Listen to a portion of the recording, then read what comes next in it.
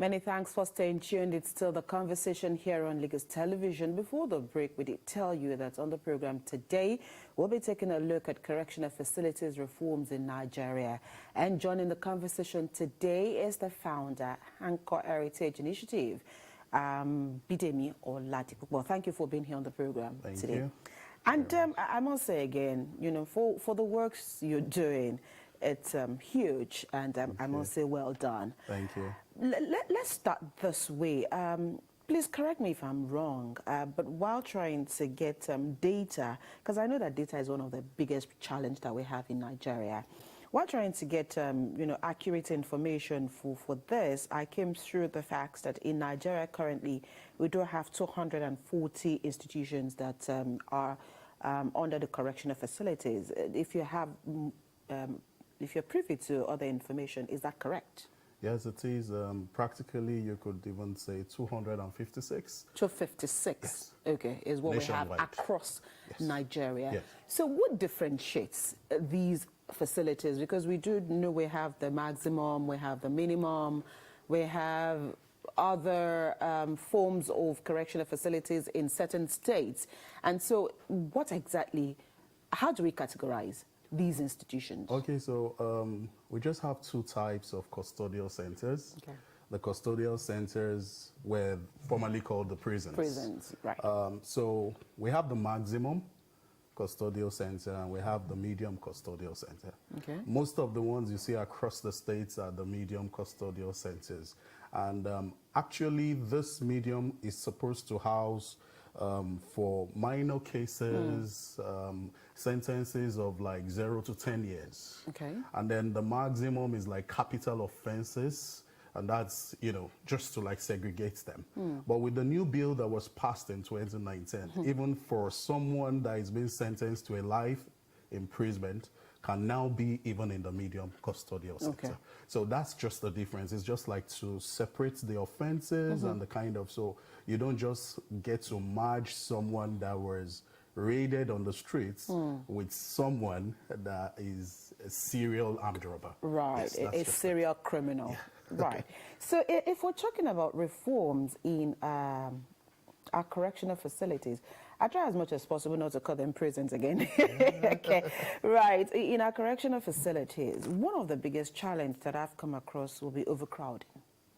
A lot of people are also in these facilities for, how do you call them, pre-trial cases where yes. they're standing, they haven't even been tried at all. At all, yes. A lot of people are there and they do not even have hearing dates for their cases. And so you have issues of overcrowding, issues of people being there and not even guilty of the offenses that they might have said they committed. So when we talk about the biggest challenge for you who interact on a daily basis with these facilities, what will be the biggest for you?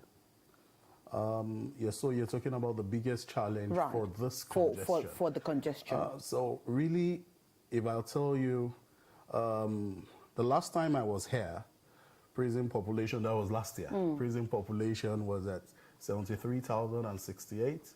All over? Or yes, nationwide. Nationwide. And I was also telling you then that we had an exercise that was recently concluded then by the new minister, His Excellency, the Minister of Interior. He did a 4,068 releases for payment of fines across the states, raised the money from private and corporate organizations, and then there was a release. Okay. And then we had like 73,068. But as at date now, data as at 23rd of July, we have 82,685. Even more than. Yes. I remember I told you last year that it was an impressive figure because all through my years on the job, you had never seen. We were always around the 78,000, 79,000, at the time 81,000. But when the numbers crashed to 73,000, it was impressive.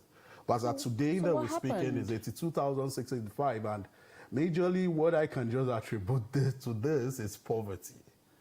That's what I can just attribute. You see various little petty crimes And you just wonder. Some people say I advocate crime, but I mean, someone that is out to steal Indomie and oil. That's hunger. Yes, So that's, for me, that's what I can just attribute the present figures to. We have 82,685. We have almost 56,000 plus awaiting trials. That's so huge. that's like a 68%. And from that time to this time, if I want to talk about the population, I would just attribute it to the fact that people are hungry, people don't have, and they are rationalizing this. Okay. I mean, I thought I was going to get. Answered that question. I hope I was going to get a lower figure. Oh, no. But now it is higher from the figures that you gave last year. And so along that line, I'm also going to talk about another issue, prison break or jail breaks, like we've had a couple of times. One would have thought that security around custodial centers, correctional facilities should be top-notch, where people might not be able to take full advantage of the situation. But we've had 2 or 3 jailbreaks in the last 2 years. Yeah. In the last 2 years. Had one this year. We've had one this year, and then I think we had 2 last year. The one we had this year, we still have close to 40 people on the run. Yes. And so what would you attribute to that? How is the security in a couple of those centers where people could actually circumvent the system? Well, truth is, you see, the Nigerian Correctional Service is one kind of unit that we as stakeholders in that field, at times we take time to wonder how they are able to, for instance, in Kirikiri Medium Custodial Center, as of yesterday when we were there was a lockup of 3,367 inmates. And that's the number figures yes, as in we Kirikiri speak. Medium Custodial Center. And so I look at the uniqueness of a warder being able to control these numbers. And, they don't have arms. This is a unit that actually, because, I mean, if they're using arms, it could also influence their decisions. And we have to understand that the Correctional Service Bill of 2019 talks about humane conditions for the inmates. Because, I mean, they have not been proven otherwise guilty. Okay. So, truth is, while they are able to run that assignment with the fact that there are no arms and control almost that number, we have to also put in sight that human beings have a way of wanting to aspire for freedom and do so many things. Aspire for freedom. Yeah, there are still armed men around the custodial centers.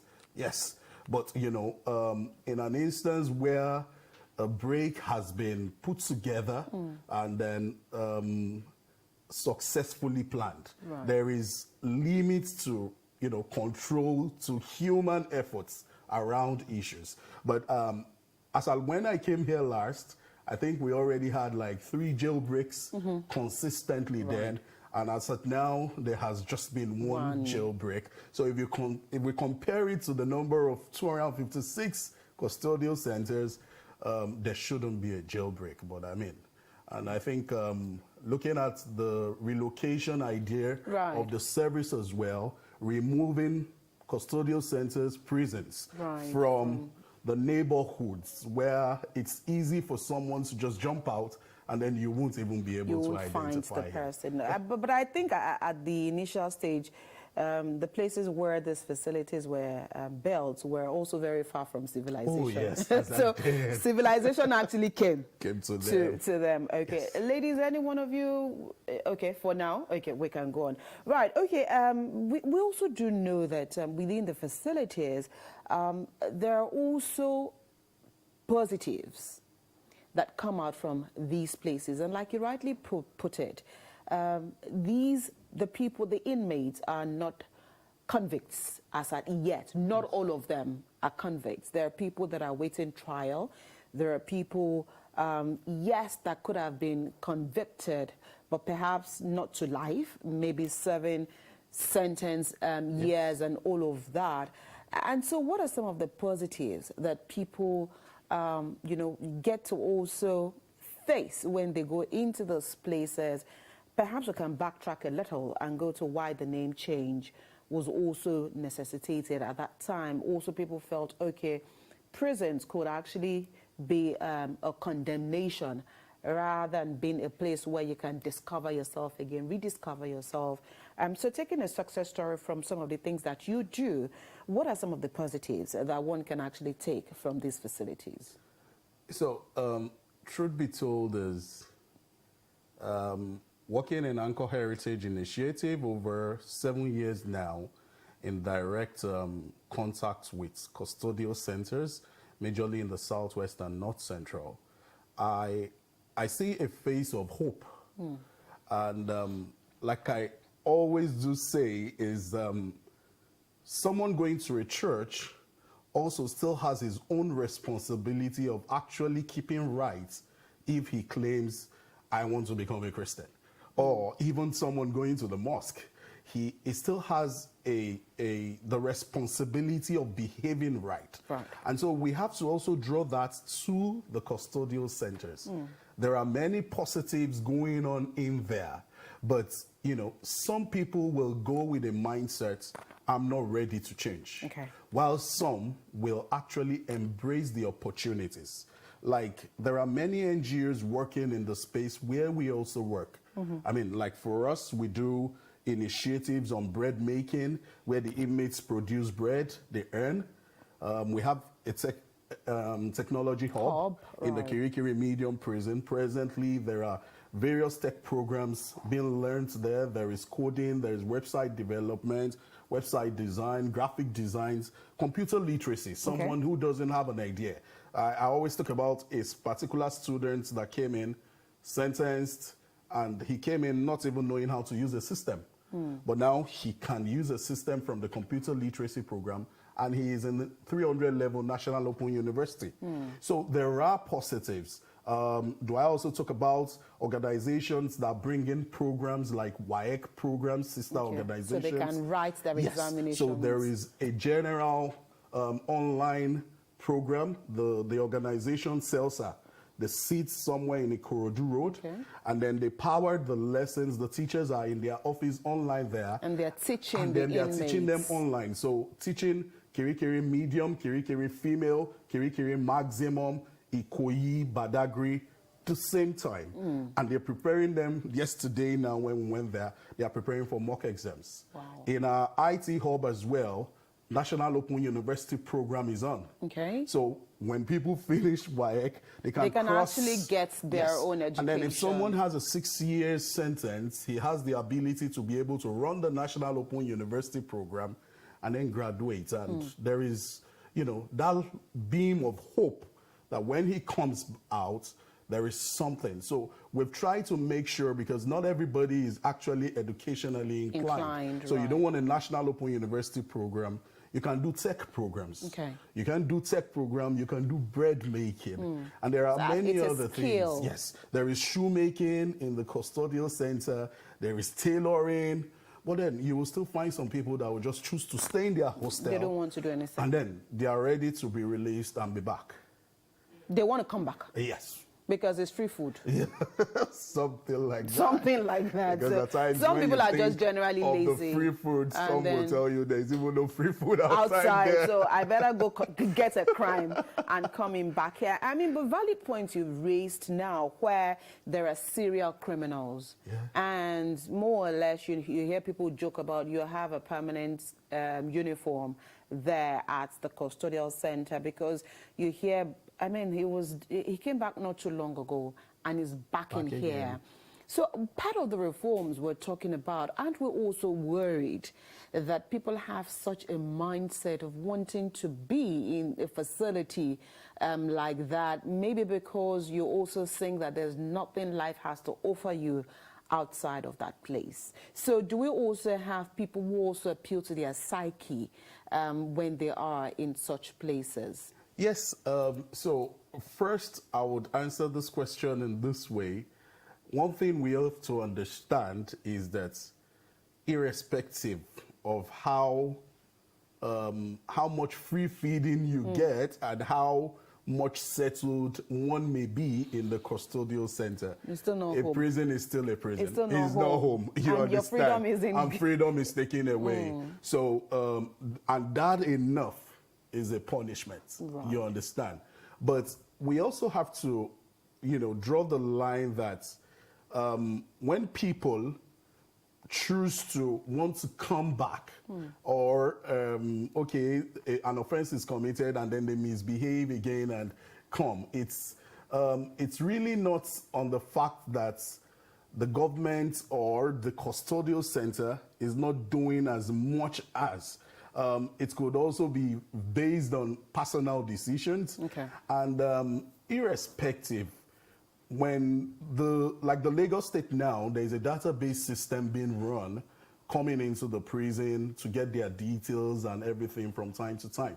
So I'm very sure in a time we're going to see where a first offender is detected, a second offender is detected, okay. and probably it's not going to be business as usual where you just feel I can go out and then I can just go back in, that act of recidivism. Okay. But we also have to put in the fact that some are always back because they rationalize the fact that what is the worst? The worst is I'll come back here. This is reality. The little difference between that guy that stays on the third mainland and commits suicide is close to that guy that just feels, let me take this phone. What's the worst that will happen? I'll come back here. Yes.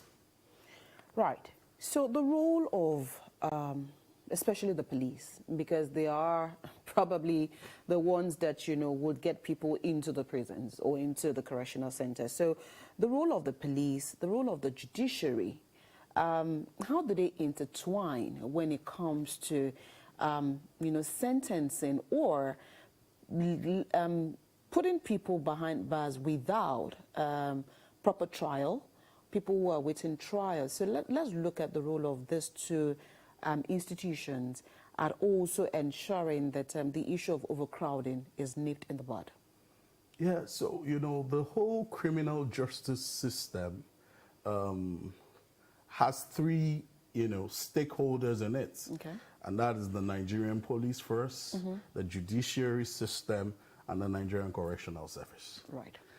Unfortunately, the Nigerian Correctional Service is the receiving receiver. end. They have no option than to take in. Yes, the bill also specifies that when there is a particular number of capacity, they shouldn't take more. But it also behoves on them to understand that when there are matters of security, there is nowhere to put an incarcerated, suspected criminal. Right. Yeah. For me, if we're looking at reforms in that aspect, because there has to actually be a very good handshake between the Nigerian police first and the judiciary. Right. Because you see some cases being charged to the courts. And you think that and they you just shouldn't- wonder, Right. you have wasted time, you have wasted efforts, you have also wasted time of that magistrate, that judge.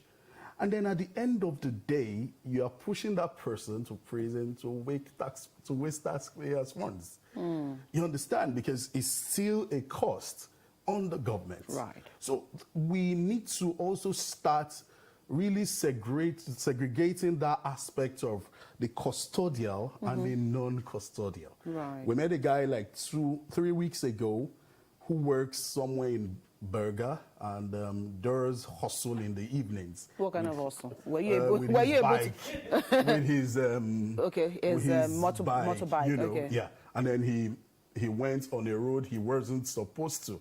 You understand? Where it's already banned. Okay. And he was arrested, and bike already seized, but he was still charged To court. to court, and then ends up in prison. Such a guy, if we will follow the normal process, may end up running through another 5, 6, 7, 8 months in incarceration. Wow. He's added to the numbers, he's added to the crust, and then he may come back, lose that job. Right. Now he's lost that bike, and then What he may happens? rationalize his next action because he has seen the worst he could see in Right. 8 months of And that staying could, okay, so again, that's a trigger. there. Yes. Joy has a question. So my question would be, how do we address issues of public perception and social stigma when it has to do with accepting ex-offenders? Because some people come out of these correctional centers and they are transformed, while we know that some remain adamant. So how do we, because sometimes when people know that, oh, he has gone to prison before, there is a certain way that they behave towards them. So what are we doing to address this? So the truth is, I appreciate coming to represent Anchor Heritage Initiative on this kind of platform. This is how we can push out the narrative for the public to understand. We have a new hashtag that we work with in our organization. We call it hashtag FREE. FREE is the acronym that stands, F stands for fairness, R stands for reformation, rehabilitation, and reintegration. E stands for empowerment, empowerment of the inmates. And then the last E stands for empathy. And that's where your question comes in. You know, the act of that part of empathy still really needs to be beheld on the general public. Because when we just adjudge, because this guy just came out of prison, I mean, like the guy I just gave his example now, he comes back to his area in Songo, and then people are saying, he just came from prison. Was he actually a criminal? So we need to understand as public that not all inmates, not all the incarcerated are criminals. Not all are criminally minded. You understand? And so we have to also be able to, you know, put in some kind of empathy, understand where they are also coming from, understand the disadvantage they may have faced before we just suddenly adjudge and say he's a criminal, I put him away. Because that also adds to recidivism. Because when you segregate and put them away, the only place where they seem accepted will be that underworld. And then they go into it and end up back in the circle. Okay, so in order not to, you know, categorize all of them, you know, as hardened criminals, since we're talking about reforming these correctional centers, should there be like a separation where like first offenders, like the example you gave, are put in order not to interact with the hardened criminals? Okay, so I believe a journey of 1,000 miles starts with a step. If I take it from before the Correctional Service Bill of Humane Conditions and all that, you will understand, okay, let you understand that in a practical custodial center, like a Kirikiri medium prison, the hostels are being arranged according to the crimes. You understand? So people that actually engaged in stealing, they are in a different cell. People that engage in armed robbery are in a different cell. Defilement, different. Assault, different. Raiding, different. You understand? So they are in different segments. They are not actually together. However, just like on the break in a secondary school, all children will mix together. They will mix together. But I think as it is now, the segregation aspect, that's the best so far. Fast forward to 2019, came in the non-custodial and the custodial, which talks about the fact that some should actually go into custody and some there is no need. You understand? So that is like a further step. I believe while looking at the further reforms, we will still get to a point where we will be able to say, if this guy just contravened the laws of the state, maybe he should be in this place for 6 weeks. You understand? So that we will be able to separate everything. I believe we will get there hopefully, by God's grace. So part of the reforms that we're also looking at, are we also, is there also the possibility of introducing community service as part of correctional measures, rather than sending somebody into the facility by itself. Like you mentioned earlier, I mean, there are categories of laws that you can break, that perhaps the Reformation Code say, okay, because you've done this, you will be sentenced to 6 weeks of community service and not necessarily being incarcerated. Are we also looking at such a situation being part of the reforms we're looking at? Oh yes, that has started already, actually. Okay. But we just need to, like the Justice System Act of arm of the criminal justice line could also enforce that more. Okay. But has it started? Yes. It has started. Where someone will be sentenced to community service of 4 weeks, Okay. go and sweep the Kirikiri barracks, or sweep the court environment, Okay. and he's to keep coming for the next 2 weeks, 3 weeks. Okay. That is talking about the non-custodial. Right. And that's why I'm saying that such person doesn't need to go into incarceration because he really committed no crime. Maybe it was just a mistake. Okay. You understand? So self-community service is happening already. I mean, if you go to the Samuel Ilori court, you may even just get outside and you'll see see people somebody sweeping. okay. And you will think he's actually it's actually a cleaner, sentence. but it's actually a sentence. But we just need more of that. Okay. You understand? So that it will really help to decongest and then not put someone in that circle where he gets influenced or otherwise spending another. Is that a deterrent? Is it also setting people straight in some kind of offense they commit or some kind of mistakes that they make? Community service. So I didn't really. So the get community question. service, you said it started already. So is it getting the required? Is it setting the required? The required results with people who have been committed to community service? Well, I may not be able to say yes or no, especially because, you know, they didn't get to the prison to understand. To have a feel.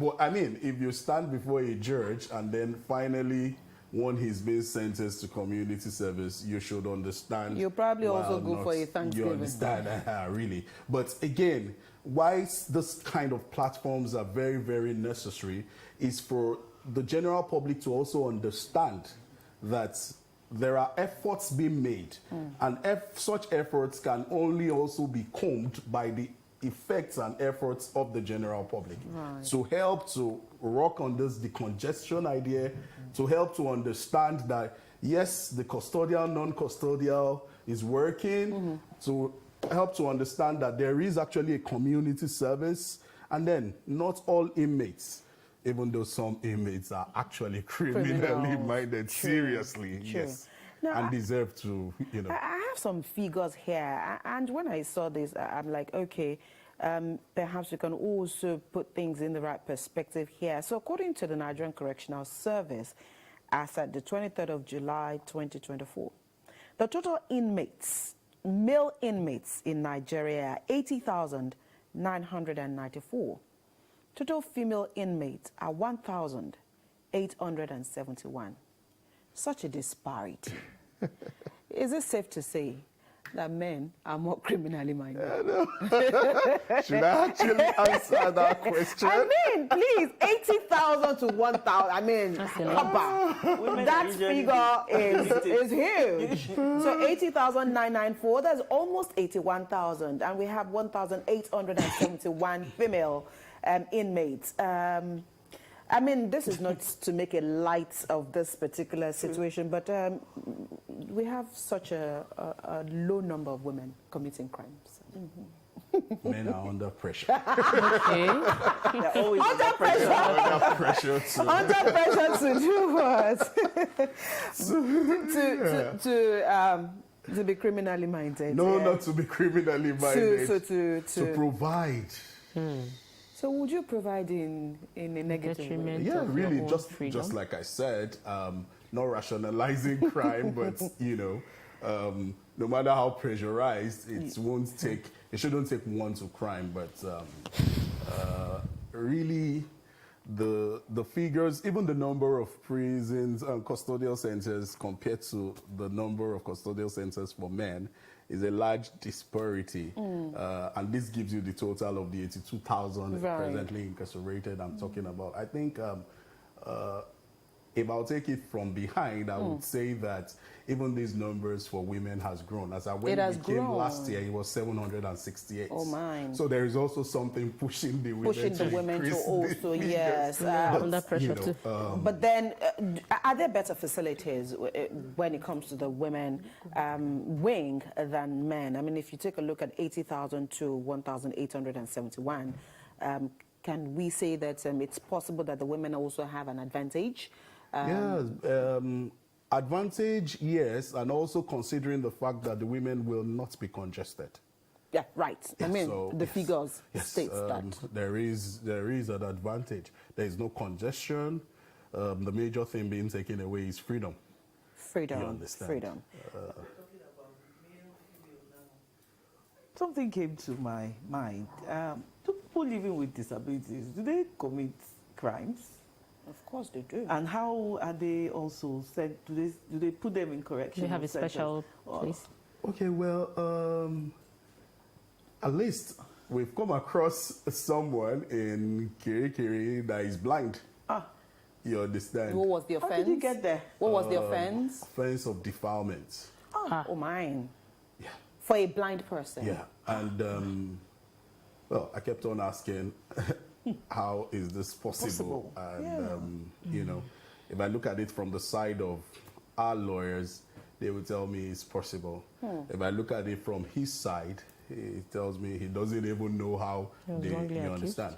But the truth is, when we talk to the defendants, the supposed suspected inmates, one underliner that remains a challenge even to our organization when we go in there is that there are so many misrepresentation of facts. You understand? I don't want to call it lies. You understand? So I may not be able to actually determine, but the only disabled I know we've seen representing as Anchor Heritage Legal Aid team is that blind person.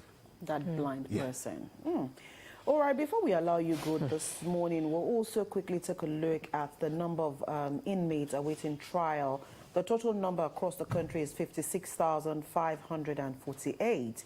And of that number, of course, male dominating 55,160, 1,388 female are awaiting trial.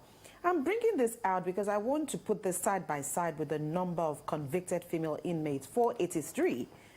And total number of women, 1,871. Is there something going on there? Does this say that we have more people awaiting trial than, from 1,871 and 1,388 are awaiting trial? So, that has been like a constant problem. And that's why I talk about the fact that we need to run the hashtag free. Hashtag free will also talk about fairness. Okay. So when we talk about fairness, we are able to know this guy goes for a custodial punishment, this guy goes for a non-custodial. Okay. He doesn't need to. So averagely, the journey of someone incarcerated for stealing peradventure, he may spend 6 to 8 months.